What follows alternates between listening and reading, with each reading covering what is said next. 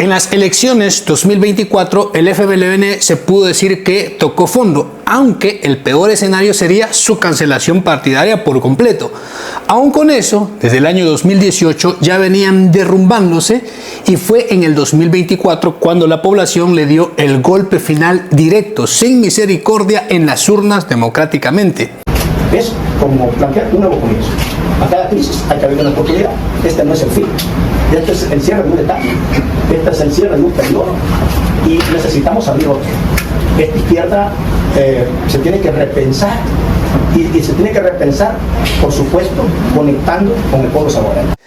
4 elecciones anteriores comenzaron a perder fuerza, como quien se queda sin aire después de tanto discurso ideológico plenamente reciclado. Después del 2018, luego en las votaciones presidenciales del 2019, el golpe fue todavía mayor. Perdieron la presidencia siendo partido de gobierno y quedaron viendo cómo el Ejecutivo se les escapaba de las manos sin poder hacer absolutamente nada. Y a continuación, para el 2021, el castigo continuó con una reducción drástica de diputados y alcaldías, confirmando que el rechazo popular ya era una tendencia consumada, no un accidente, y el hundimiento era imparable. Y finalmente, elecciones 2024, el electorado terminó el trabajo. Y en esa ocasión un rechazo total, sin cargos importantes, sin presencia real y sin excusas creíbles. De partido de gobierno pasaron a ser una anécdota política, recordados más por sus escándalos que por algún trabajo en beneficio de la gente. En esas elecciones el FMLN no solo fue derrotado, fue humillado en números fríos. Te compartí en la INE, habían propuesto que se votara. Pues ahí les voy a dar el link. Ese tipo de cosas vamos a derrotar. En la elección legislativa del 4 de febrero, el pueblo decidió cumplir todas sus advertencias y consumar esta decisión. El Frente no ganó ni un solo escaño, ni un solo diputado en la Asamblea Legislativa. Cero, nada de nada. Y así perdía los últimos 4 asientos que habían quedado por residuo en el periodo anterior de la Asamblea. Mientras el partido de Nayib Bukele Nuevas Ideas salió muy fortalecido, 54 de 60 diputados disponibles 2024, dejando lo poco que quedaba en manos de Arena con 2 diputados y el partido Vamos con Claudia Ortiz. Eso, demostrar que como sin alcalde, como sin diputados y diputadas, el partido se convierte en una fuerza beligerante, en una fuerza de vanguardia. Porque vamos a demostrar que no se llega por un cargo, sino que se llega realmente a trabajar por la gente. Pues como lo hicimos en la campaña presidencial cuando nos daban por muertos, con el 0.8 y lo revivimos. Vamos a estar en el territorio de manera permanente. En porcentajes de votos, la histórica Fuerza Roja de izquierda apenas rondó alrededor de el 5%, muy lejos siquiera de rozar una representación parlamentaria seria. Y por si no fuera poco, aquel descalabro, a esta derrota le siguió las elecciones municipales del 3 de marzo del mismo año. En ese proceso, de las 30 alcaldías que aún lograba retener, todavía eran 262 municipios, el FMLN se quedó también en cero. Nada, ninguna alcaldía ganada de las 44 que estaban en juego. No hubo ni un municipio gobernado por sus colores, ni un bastión tradicional salvado. Incluso en áreas duras de izquierda como Chalatenango y Morazán, históricamente habían apoyado al frente, perdieron en absoluto. La participación fue bajísima y los resultados reflejaron una desconexión brutal entre el partido y el electorado.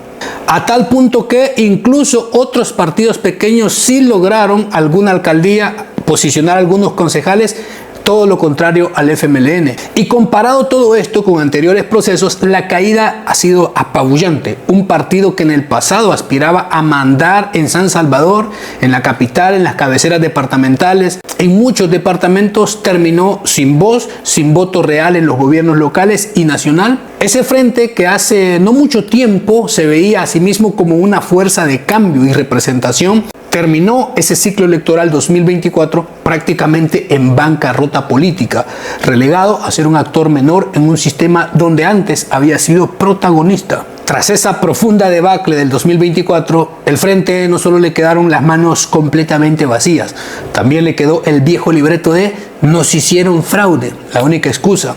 Como si repetirlo muchas veces pudiera revertir todas esas palizas electorales que recibieron en varias elecciones en un resultado diferente. Hablaron de supuestas irregularidades, el lamento por haber eliminado el sistema de residuos, de supuestas maniobras oscuras por destruirlos, pero olvidaron un pequeño detalle. Su caída no empezó en el año 2024, venía como en cámara lenta desde el 2018, se aceleró en el 2019 y quedó prácticamente en coma ya en el 2021. Cuando este partido pierde alcaldías, diputados, presidencia y el respaldo popular se descalabra en 4 procesos electorales consecutivos, eso no es fraude, eso es un rechazo descomunal de la población en elecciones democráticas. Pero aceptar que el pueblo les dio la espalda les dolía más que inventarse fantasmas electorales. Más fácil era culpar el sistema que admitir que el electorado simplemente se cansó de promesas recicladas y resultados inexistentes, de perfiles plenamente desgastados en la política. Y como si ese desgaste no fuera suficiente, el FMLN también encontró refugio en la vieja queja confiable de la deuda política. Alegaron que al no recibir el adelanto de esos fondos no pudieron hacer campaña como Dios manda. Como si un par de vallas publicitarias y anuncios de radio hubiesen podido borrar años de desgaste, escándalos, desilusiones. Según ellos, sin dinero no hay votos. Según la realidad, sin credibilidad no hay milagros electorales. Aunque hubieran inundado el país de propaganda, la derrota estaba asegurada porque el problema no era la falta de anuncios, sino el exceso de promesas rotas. El electorado no necesitaba más afiches, necesitaba resultados, y eso fue justo lo que nunca llegó del partido FMLN. Anulen las elecciones legislativas, vámonos el 3 de marzo, junto con las de alcaldes y parlaces. Por eso se atrevieron a hablar de 58 diputados, cuando ni siquiera el 50% de la población ha votado. Nosotros del proceso electoral ya no esperamos nada, ya se vio todo lo que se iba a ver. Es un proceso totalmente amañado, es un proceso que ha violentado el mismo código electoral. De más está decirlo, que no hemos confiado en el proceso electoral. Así es que no esperamos nada. En el camino hicieron algunos cambios en la cúpula, pero todas esas transiciones, lejos de rescatar al partido, funcionaron como gasolina sobre un incendio.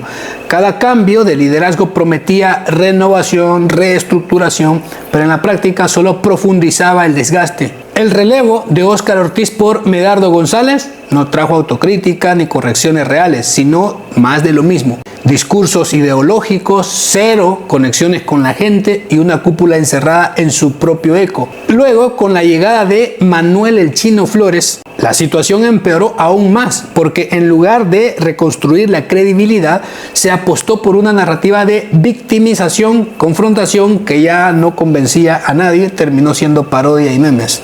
Y así, muy lejos de modernizarse, el frente se quedó atrapado en sus viejas fórmulas, mientras el electorado avanzaba en otra dirección.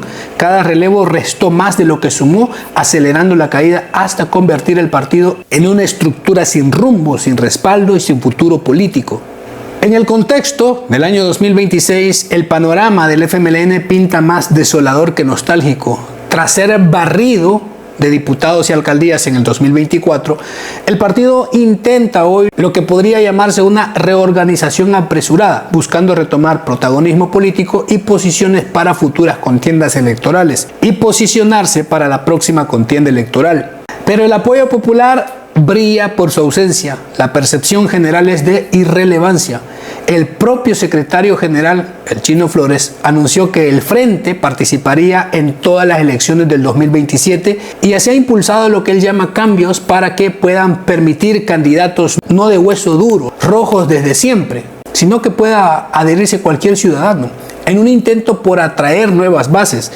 Sin embargo, en una escena política dominada por el perfil presidencial de Nayib Bukele, quien mantiene un apoyo ampliamente mayoritario, la oposición tradicional, incluido el FMLN, enfrentan la realidad de quedarse como una fuerza marginal, aunque el Frente proclama que escucha al pueblo y quiere recuperar espacios. El contexto actual muestra más un esfuerzo de supervivencia que un resurgir creíble frente a un gobierno de Bukele y un electorado que parece haber cambiado todas sus prioridades respecto a las votaciones. Y todos los días los medios de este gobierno hablan del FMLN. Todos los días se acuerdan de nosotros, porque nos tienen miedo, porque saben que este partido los va a sacar de la Asamblea Legislativa para darle dignidad a nuestros pueblos.